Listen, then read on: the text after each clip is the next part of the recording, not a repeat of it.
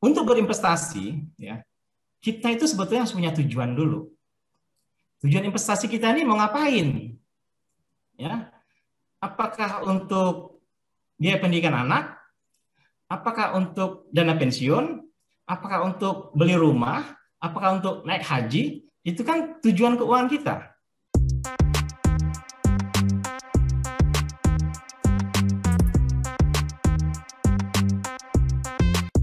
Kalau untuk investasi seperti apa sih menurut Mas Agus untuk investasi yang cukup menjanjikan? Karena kan ada beberapa ketakutan juga nih Mas ketika kita melihat kondisi kemarin kan asuransi asuransi pendidikan tahu-tahu pas mau diklaim bermasalah, nggak bisa. Ada yang udah menyiapin asuransi untuk hari tua pensiun, tahu-tahu bermasalah juga, nggak bisa juga.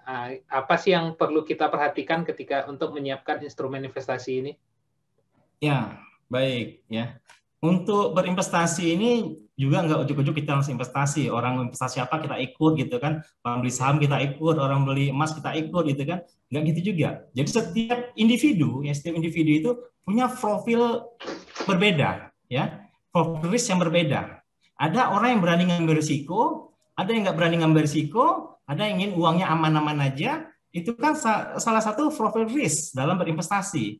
Makanya sebelum klien itu misalnya berinvestasi, biasanya kita akan check up dulu. Dia masuk kategori yang mana? Apakah dia tipikal investor yang konservatif, yang moderat, atau yang agresif? Karena pada saat kita tahu dia konservatif, ya kita nggak mungkin menyarankan untuk dia beli saham gitu ya. Karena saham itu atau yang sifatnya seperti itu untuk orang yang agresif gitu ya, orang yang berani mengambil risiko. Kalau dia ingin uangnya aman-aman aja, artinya bisa dimasukkan ke deposito, ya, atau minimal lebih tinggi obligasi gitu ya. Nah, jadi tergantung juga profil risk masing-masing individu. Nah, tapi kalau secara general, bagusnya seperti apa? Ya, kita lihat dulu.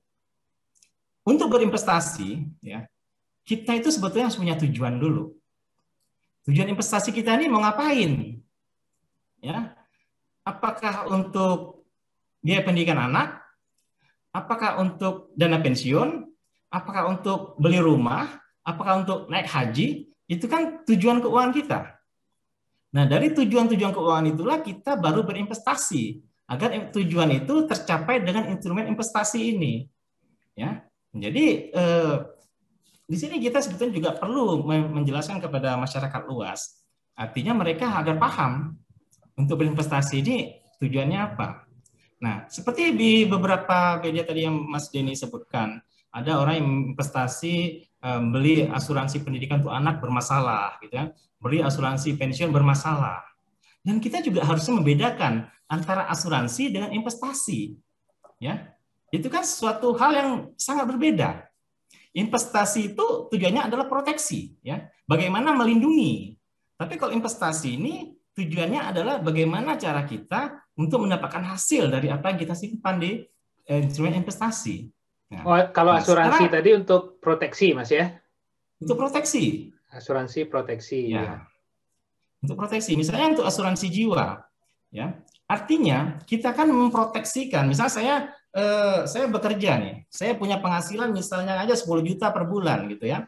Nah, saya mau ikut asuransi jiwa. Tujuan saya apa? Pada saat misalnya saya kehilangan penghasilan, ya, artinya proteksi itu bisa berfungsi untuk menggantikan penghasilan saya untuk keluarga saya. Ya.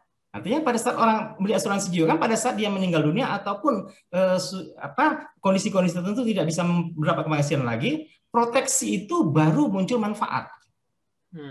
Ya kan, baru muncul manfaat. Artinya dia sudah tidak bekerja, misalnya karena meninggal dunia, artinya penghasilan yang 10 juta itu terus berjalan untuk keluarganya. Nah, itu namanya proteksi. Nah, beda dengan investasi. Kalau investasi itu kita menyimpan uang kita di instrumen, nah, itu uang itu kita harapkan berkembang, ya, bertumbuh untuk kita di masa depan. Itu tujuan kita nanti di masa depan apa.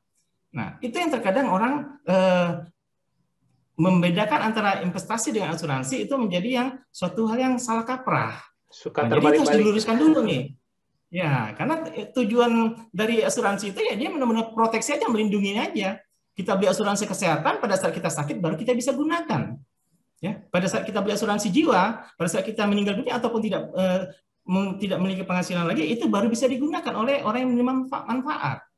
Nah, begitu juga dengan asuransi pendidikan. Ya, artinya semuanya itu orang yang menawarkan asuransi pendidikan kemarin kan banyak gitu ya, ada di medsos di mana minta dikembaliin dong uang anak saya gitu kan. Nah, Iya. itu mungkin dari awal nggak baca portofolio, nggak baca syarat-syaratnya atau prosedurnya seperti apa. Disclaimer-nya mungkin nggak dibaca karena biasanya kalau di asuransi itu disclaimer kan tulisannya kecil-kecil, itu orang malas membacanya, gitu kan? Kadang main tanda tangan aja itu polis gitu kan. Nah, harusnya dibaca dulu dengan teliti apa nantinya seperti apa pada saat kau mau bagaimana gitu kan. Nah, terkadang investasi yang di asuransi itu dia memang ada untuk pendidikan anak. Cuman dia disatukan. Artinya kalau kita beli obat itu misalnya obat apa ya? Flu gitu ya. Ada untuk demam, batuk, pilek. Nah, itu dalam satu kesatuan. Nah, begitulah analogi misalnya untuk asuransi yang tadi disampaikan itu. Jadi di situ ada investasi dan ada asuransi. Ada dua yang kita beli di situ. Sebagian untuk asuransinya, sebagian untuk investasinya. Nah, artinya di situ bisa nggak investasi? Bisa, tapi nggak maksimal. Kenapa kita nggak milih investasi yang memang betul-betul full untuk investasi? Dengan tujuan yang sudah kita bentuk. Misalnya untuk dana pendidikan anak kita 10 tahun lagi, kita butuh dana misalnya 200 juta. Nah, di situ kita bisa membentuk investasi kita untuk mencapai tujuan itu. Ya, jadi harus bisa membedakan apa tujuan asuransi itu dan apa tujuan investasi. Jangan artinya kita hanya mendengar kata orang aja atau kita hanya ikut dari agen asuransinya aja. Kita juga harus menjadi orang yang juga punya literasi tentang keuangan. Baru kita bisa betul-betul menggunakan aset kita atau uang kita itu untuk manfaat ke depannya. Jangan salah langkah, jangan dari depan kita sudah hanya mendengar iming-iming ataupun dari brosur itu kita hanya lihat nilai akhirnya sekian gitu. Iya. Ya, kalau ada tawaran usaha dibaca dulu dong polisnya seperti apa gitu kan. Karena di situ perjanjian kita dengan pihak penerbitnya. Kalau kita sudah tanda tangan, ya sudah pada saat kita klaim itu berlaku. Nah, tapi kan kadang orang jarang itu mau membaca satu halaman satu sampai pasal-pasal itu kan. Yang penting tahunya kamu isi by premis sekian, nanti pada 10 tahun lagi dapatnya sekian gitu kan. Tapi term of condition-nya dia nggak baca seluruhnya gitu. Nah, ya, jadi kadang miris juga pada saat orang yang komplain seperti itu, nah sebetulnya dia juga nggak baca, saya rasa nggak baca detail itu di awalnya. Karena dari awal pun agen asuransi atau agen yang menyodorkan polisnya juga informasinya seperti itu, Mas. Ya paling ya, Bapak cukup isi data ini nanti yang selebihnya biar kami yang bantu melengkapi, kan seperti itu. Betul. Nah terkadang itulah yang menjadi batu sanjungan sebetulnya orang-orang yang hanya melihat dari sisi itunya aja. Jadi dia nggak mencari secara lengkap. Dan banyak sekali orang yang terpaksa mungkin beli asuransi kan setiap hari dihubungin gitu kan. Jadi ya udahlah saya beli aja lah gitu kan. Ya, karena mereka nggak enakan. Ya. Karena nggak enakan. Misalkan yang nawarin kan karena nggak enakan ya. Iya, yang biasa yang nawarin bisa tetangga atau teman arisan atau teman kantor gitu kan. Ya karena mereka pada saat trading memang disarankan seperti itu untuk bisa menjual cari orang yang terdekat dulu gitu kan. Ada saudaranya, ada tetangganya gitu kan. Itu dihubungin duluan gitu dan hubungnya mungkin instan gitu kan, habis tutup premi ya udah selesai gitu kan. Cari yang lain lagi. Nah, nanti pada saat ada klaim baru bermasalah karena nggak dijelaskan secara detail. Ya, bagaimana dari A sampai Z-nya yang dijelaskan hanya ini preminya, ini manfaatnya, kamu nanti bakal dapat sekian. Misalnya, wah saya nggak sanggup bayar preminya sampai 2 juta. Oh tenang aja, ini ada kok yang nilai 1 juta gitu kan. Padahal tujuan asuransi itu adalah sebetulnya dari yang memiliki diri dulu. Dia butuh manfaat asuransi berapa. Misalnya dia butuh manfaat asuransi misalnya 500 juta pada akhir asuransi, baru agen itu menghitung kamu dengan untuk manfaat 500 juta itu harus bayar premi setiap bulan sekian selama berapa tahun. Nah, harusnya konsepnya seperti itu. Tapi kan kadang dibalik. Ya. Yang Saya penting hanya closing bayar dulu. premi 500.000. Ya udah deh, ini ada yang premi 500.000, kamu ambil aja yang ini. Tapi manfaatnya nanti akan beda dengan tujuan dia sebenarnya gitu. Jadi dibalik gitu. Ya itu Jadi tadi itulah Mas, fenomena karena yang terjadi. iya, fenomenanya yang penting closing dulu. Nah, itu. sama Closing. terkait apa investasi tadi juga kebanyakan seperti itu Mas, nggak tahu tujuan investasinya buat apa. Ya. Ya kebanyakan ya dari saya sendiri pun ya pernah mengalami juga. Menurut Ya. teman ini lagi tinggi nih kan istilahnya ini, Nah. ikut yang ini lagi cuan nih gitu kan, banyak ininya. Ya, Ya udah betul. kita nggak, oh ya udah rekomendasi teman kita ikut yang itu. Nah, Ya. termasuk sekarang kan ini lagi ini nih Bitcoin lagi tinggi nih, lagi Ya iya itu kan, karena kalau kita nggak iya tahu instrumen itu seperti apa gitu kan, tujuannya apa, kayak Bitcoin aja, itu kan Bitcoin artinya nggak bisa diprediksi gitu kan, tiba-tiba nanti lonjaknya tinggi sekali gitu kan, tiba-tiba iya turun gitu kan. Nah kalau uang kita investasikan itu adalah uang untuk tujuan pendidikan anak kita misalnya, bisa jadi nanti pas pada saatnya untuk pendidikan anak ternyata investasi itu turunnya drastis gitu kan, malah kita nggak bisa ngapa-ngapain dengan investasi kita. Makanya tadi sebelum investasi itu tentukan dulu tujuan kita investasi apa. Pada saat kita tahu tujuan investasi kita apa dan berapa lama kita akan menggunakan investasi itu nantinya, di situ kita akan tahu instrumen mana yang harus kita pilih. Ya, apa yang harus kita beli untuk investasi ini. Ya, misalnya untuk jangka waktu 2-3 tahun gitu. Ya, kita cukup aja misalnya beli emas atau minimal obligasi gitu ya, yang jangka waktunya jatuh temponya 2 atau 3 tahun. Nah, itu nggak ada masalah. Nah, tapi kalau untuk jangka panjang, ya mungkin lebih baik kita masuknya ke investasi ke saham, cari saham yang betul-betul saham yang ya kalau kita ngerasa khawatir gitu ya, cari aja yang blue chip gitu ya, memang yang sudah baik gitu kan portofolionya. Nah, walaupun harganya mahal, tapi untuk jangka waktu ke depan tetap aja saham itu akan mengalami suatu peningkatan gitu. Nah, jadi itu juga sih pahami, jangan orang beli seperti kemarin pada saat pandemi itu harga emas naik, tiba-tiba pengennya beli gitu kan, padahal nggak, pas naik itu pasti ada cenderung menurun, sekarang kan turun lagi gitu kan gitu. iya Jadi berarti itu itu harus tadi tahu tujuan dulu Mas ya. Setelah tujuannya tahu kita tujuan. mengetahui, baru Ya, instrumennya kita pilih mana yang cocok sesuai ya, dengan tujuan kita ya. betul. Jangan Jadi dibalik ya. tujuan keuangan kita apa, untuk masa berapa lama kita dapatkan, nah itu harus menjadikan bahan kita utama dulu. Baru kita tahu nanti saya investasinya kemana nih, biar hasilnya bisa Iya. optimal. Gitu.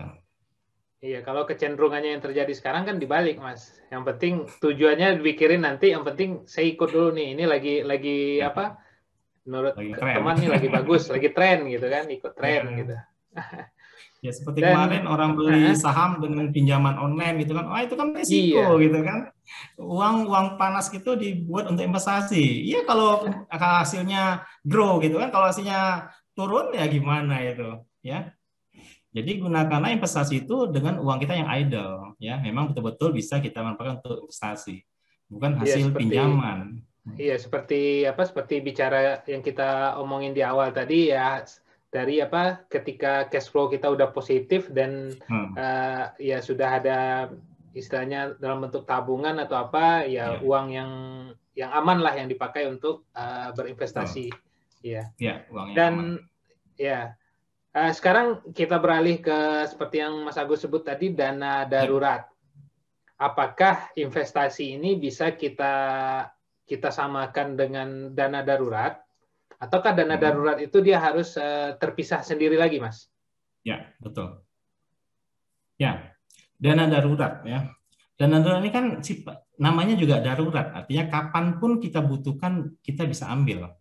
Ya, artinya penyimpanan dana darurat juga sifatnya harus tempat yang liquid, ya, yang bisa kita ambil kapanpun kita butuhkan. Ya, contohnya gini aja.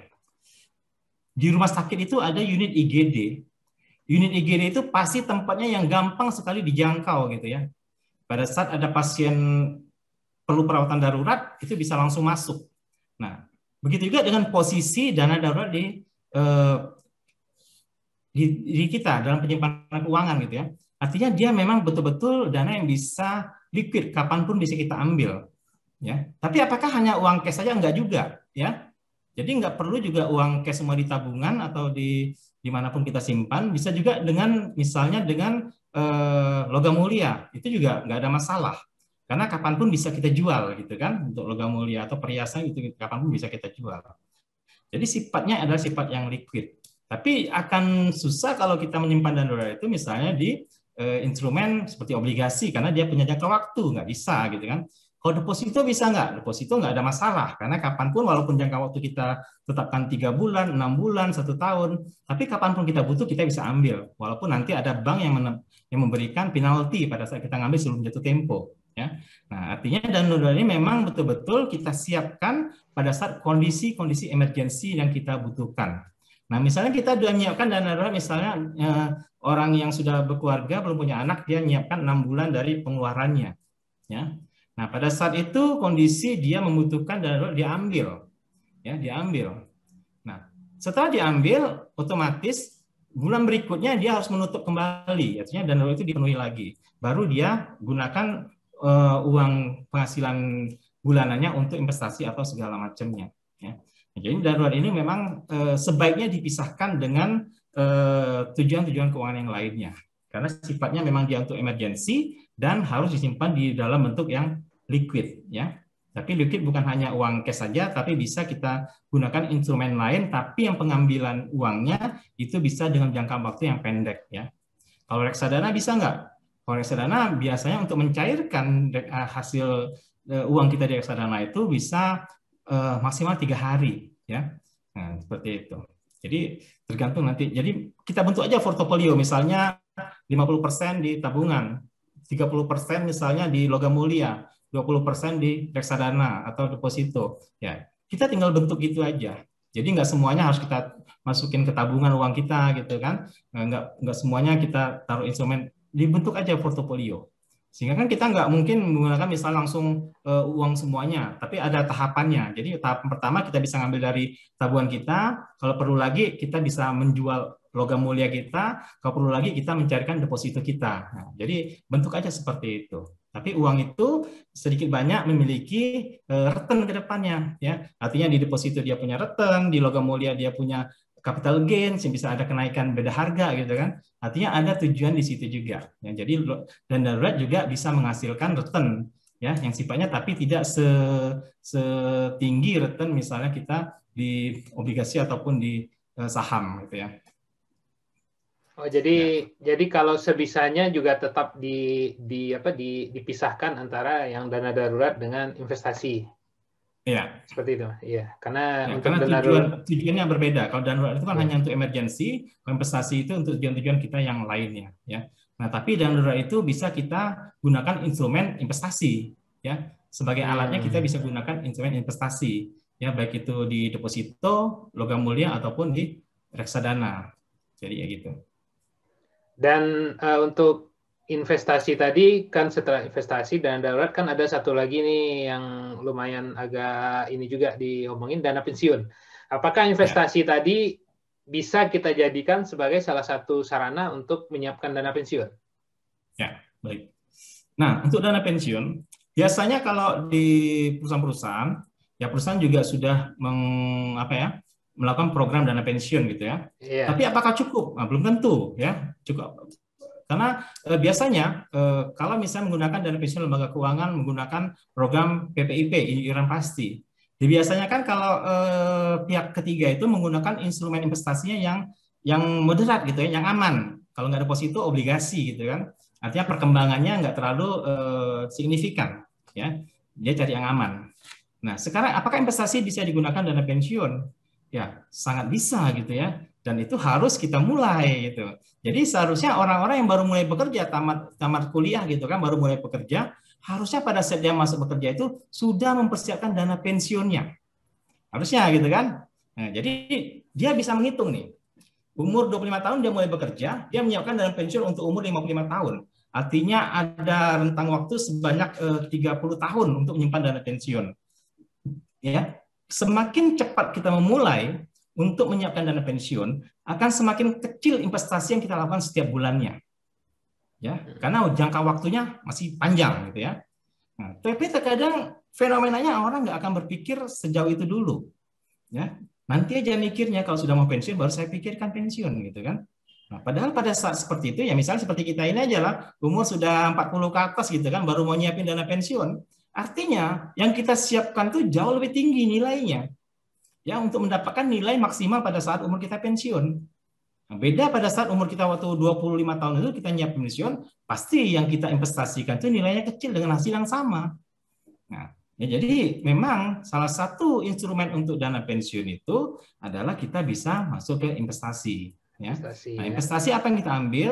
Nah, misalnya umur sekarang 40 tahun dan pensiunnya masih misalnya 55 tahun, masih ada masa waktu 15 tahun lagi kita harus mempersiapkan.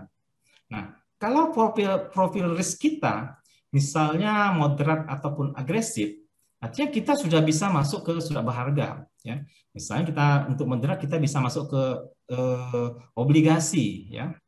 Obligasi itu kan artinya kita setiap bulan akan dapat kupon gitu ya, dan pada saat jatuh tempo uang kita dikembalikan semuanya. Ya. Artinya kan itu kan sebetulnya aman ya. Apalagi sekarang pemerintah juga banyak mengeluarkan surat utang gitu kan. Nah, kita bisa manfaatkan itu. Nah, begitu juga untuk karena yang sifat jangka panjang kita bisa investasi di saham ya. Ya, saham kalau kita khawatir gitu ya cari saham-saham yang blue chip atau perusahaan-perusahaan memang sudah existing atau sudah mengalami masa-masa pada saat kemarin masa krisis itu 98 tahun berapa itu mereka masih eksis sampai sekarang, artinya mereka bisa melalui masa krisis gitu kan, artinya going concern perusahaan mereka akan terus bisa terjamin, bisa dalam jangka panjang. Nah, kita cari perusahaan-perusahaan seperti itu untuk kita beli investasi di sahamnya, artinya masih ada waktu.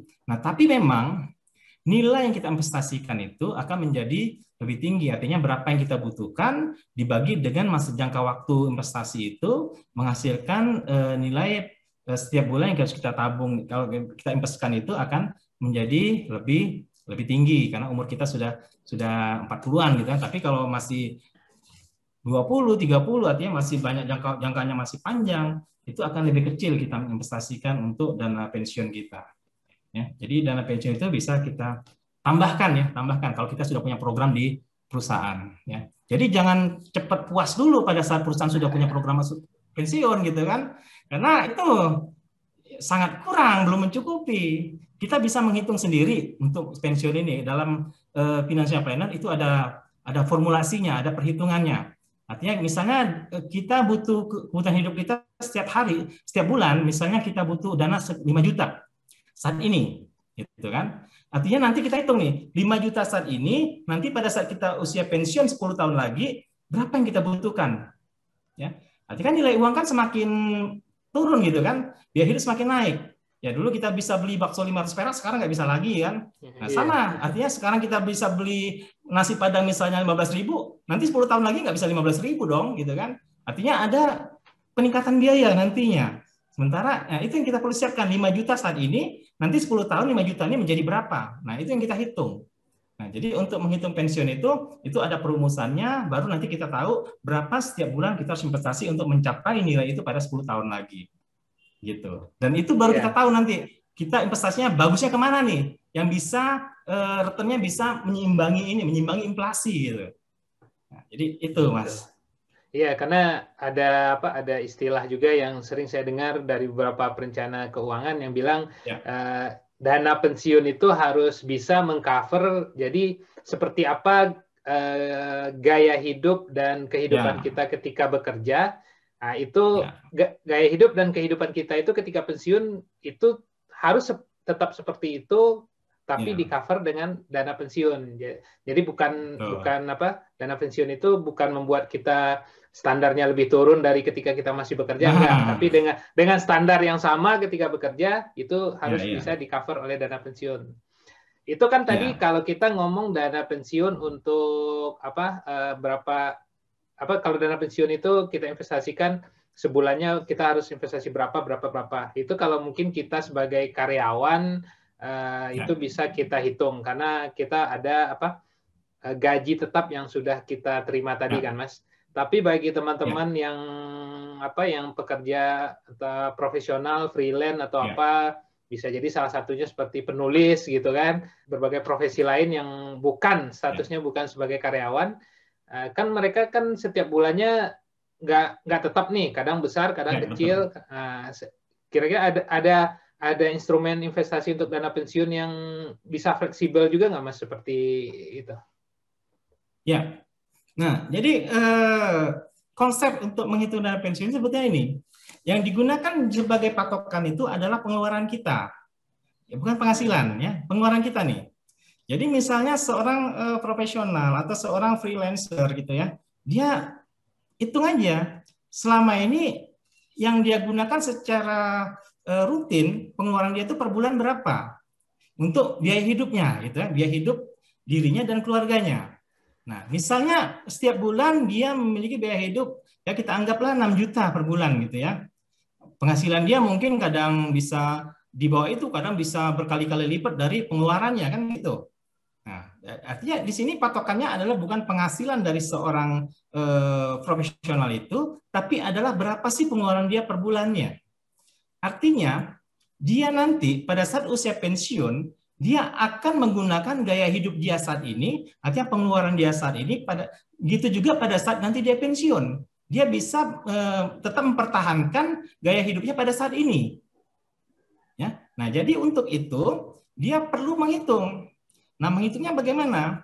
Nah dalam menghitung dana pensiun itu rumusnya sama. Berapa biaya saat ini, ya. Kemudian berapa lama lagi kita pensiun, ya. Nah, setelah pensiun itu, pensiun kan misalnya kita 55, kita anggap 55 lah ya. Nah, setelah 55 itu berapa lama kita punya harapan hidup sampai meninggal dunia? Artinya dari 55 mungkin sampai 65 tahun ada 10 tahun lagi.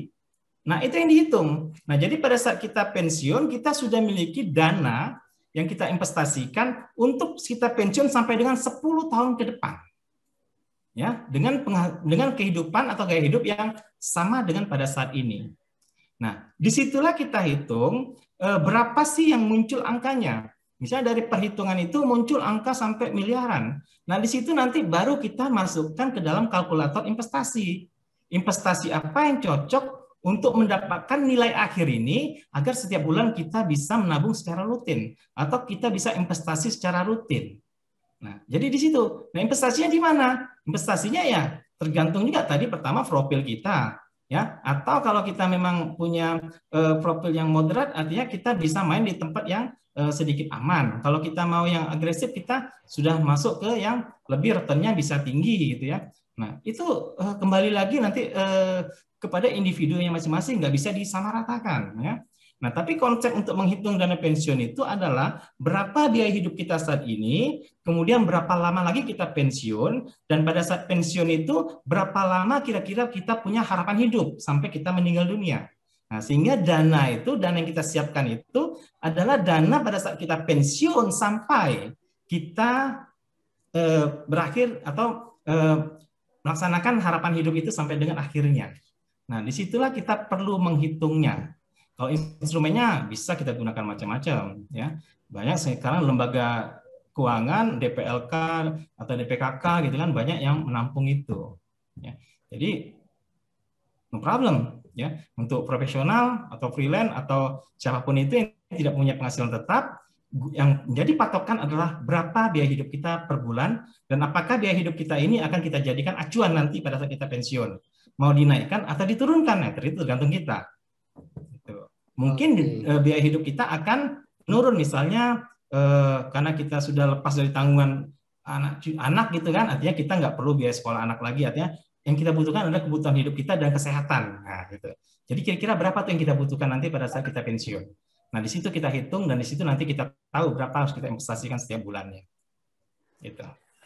Oke, cukup menarik nih perbincangan kita mengenai masalah perencanaan keuangan ini, karena bagaimanapun juga manusia itu dari lahir sampai nanti meninggal itu tidak lepas dari masalah keuangan ya Mas ya. Betul itu. Iya. Karena dari lahir aja itu kita udah apa? Iya, lahir ketika di rumah sakit itu udah biaya persalinan, biaya apa, dan sampai nanti meninggal itu juga meninggal dunia juga perlu biaya. Perlu biaya. Jadi nggak lepas dari masalah keuangan ini. Oke, mengenai perencanaan keuangan ini sebagai closing statement-nya bagi kita, bagi karyawan, baik itu karyawan atau profesional yang supaya kondisi keuangannya bisa lebih sehat, dan itu apa Mas Agus untuk ini sebagai closing statement-nya? Iya. Ya, jadi memang aspek keuangan ini adalah aspek yang yang salah satu yang paling penting untuk dipenuhi juga gitu ya. Karena segala sesuatu pasti berhubungan dengan keuangan. Nah, makanya buat para profesional muda, karyawan gitu, freelancer atau profesional gitu ya. Jadi mulailah menyiapkan rencana keuangan itu sedini mungkin ya. Pada saat kita punya penghasilan, lakukanlah perencanaan keuangan sedini mungkin. Karena bagaimanapun tujuan hidup kita itu tergantung pada saat ini. Pada saat ini kita bisa mampu untuk mengelola keuangan kita, ya yakinlah ke depan kita punya masa depan yang baik gitu ya. Tapi kalau pada saat ini kita tidak memperdulikan tujuan keuangan kita ke depan, ya artinya uang kita akan hilang begitu aja, nggak tahu kemana larinya. Nah jadi buat semuanya mulai merencanakan keuangan dari sedini mungkin untuk masa depan yang jauh lebih baik. Seperti itu.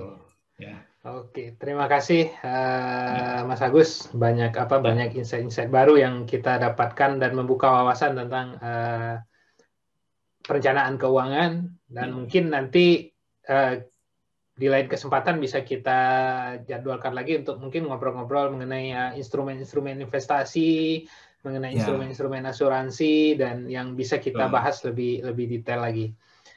Ya, baik. Oke. Ya, sekali lagi terima kasih Mas Agus atas kesempatannya, dan semoga kita bisa diskusi dan ngobrol lagi di lain kesempatan. Ya, siap Mas Denny, kapan waktu untuk berbagi lagi selalu siap. Oke. Terima kasih Mas Denny untuk kesempatannya ya. Ya, sama-sama Mas Agus. Baik, teman-teman semuanya, itu tadi perbincangan kita dengan Mas Agus Sudiar Tanjung. Nantikan video-video inspiratif lainnya di channel YouTube ini. Jangan lupa untuk like, subscribe, dan nyalakan lonceng notifikasinya. Atau teman-teman bisa juga ikuti saya di Instagram @denny_chandra. Terima kasih atas perhatiannya, dan sampai jumpa di video-video berikutnya.